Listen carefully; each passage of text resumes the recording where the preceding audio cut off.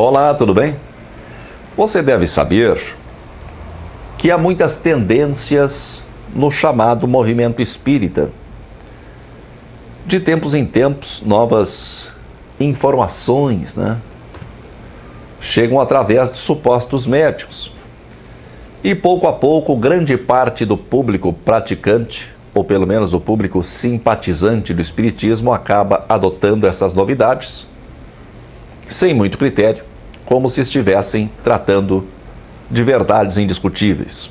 Foi assim com Chico Xavier, quando lançou o best-seller Nosso Lar, e a descrição das cidades astrais. Foi assim com Ramatiz, com as suas descrições do planeta Marte. E mais recentemente vem se generalizando a crença nos magos negros.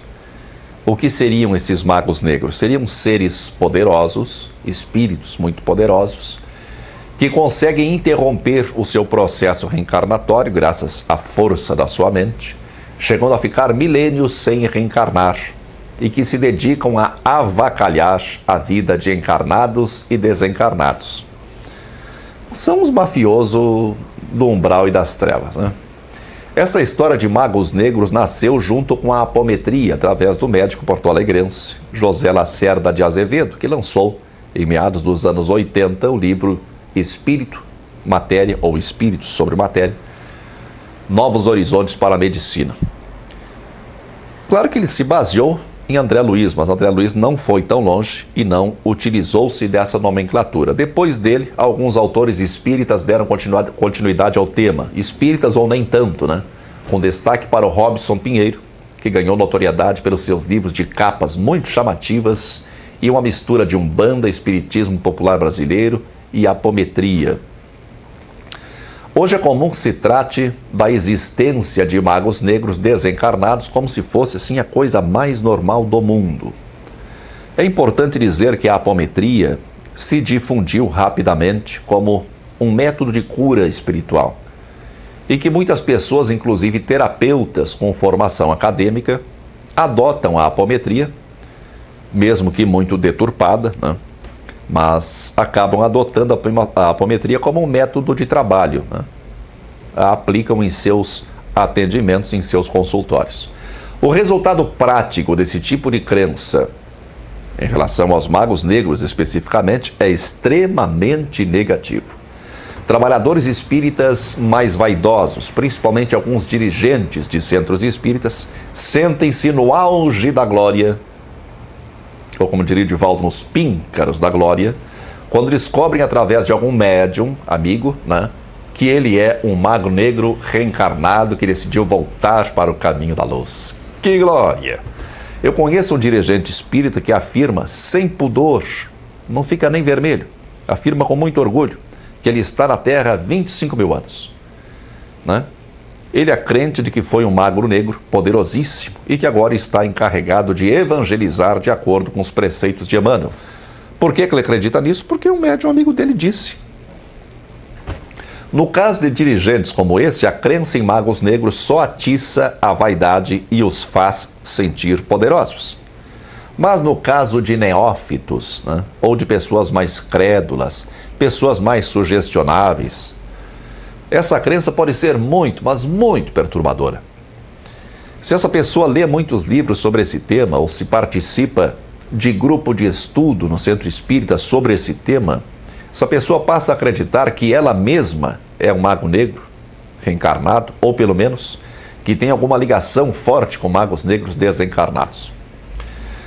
Segundo os autores, esses irresponsáveis, os magos negros comandam numerosas falanges de espíritos voltados a fazer o mal e a perseguir aqueles que foram de sua turma e os abandonar. Imagine alguém que já procura o centro espírita porque está atravessando uma fase problemática na vida, e que passa a acreditar numa coisa dessas. É claro que uma crença assim faz com que a pessoa se apegue cada vez mais ao próprio centro espírita e aos seus líderes, Assim como a crença e o medo do demônio, a crença no demônio e o medo do demônio faz com que as pessoas se apeguem às igrejas de pastores gananciosos. É a mesma coisa. A pessoa potencializa o seu sentimento de culpa, sentindo-se culpada por ter prejudicado tantas e tantas pessoas com a sua magia negra, através de não sei quantas reencarnações. Ela sente-se na obrigação de ajudar pessoas que ela não conhece, que ela muitas vezes nem simpatiza, até antipatiza, né? Mas tem que ajudar, né? Por acreditar que os grandes mentores espirituais estão colocando essas pessoas em seu caminho justamente para que aconteça um reajuste. E devemos lembrar que a ajuda que ela recebeu é a mesma ajuda que ela vai oferecer, baseada nas mesmas crenças. E ela vai suportar sofrimentos desnecessários, ela vai aguentar desaforos e agir contra a sua própria vontade porque acha que foi muito má no passado e que esse sofrimento faz parte da colheita dos seus males, né? Como é que é? A semeadura é livre, mas a colheita é obrigatória. Então tu fez mal no passado, agora toma para aprender. Pura bobagem, 100% bobagem. Excesso de imaginação de pessoas impressionáveis e vaidosas. As pessoas que deram origem a essa crença e os seus seguidores mais entusiasmados sentem-se poderosos por derrotarem magos negros em nome de Jesus nos atendimentos espirituais. São respeitadas e às vezes idolatradas em seus centros espíritas por seus grandes poderes. Médiuns impressionáveis dão espetáculos interpretando magos negros, assim como os crentes que ficam com demônio nas igrejas. Essas pessoas, quando não estão fingindo deliberadamente, estão botando seus podres para fora. Estão fazendo uma catarse das suas emoções grosseiras e não consentidas em estado normal. Não há nenhum fundamento para acreditar nessas histórias. Isso é fruto da imaginação fértil de pessoas que têm forte desejo de se destacar. Muita força e paz para você.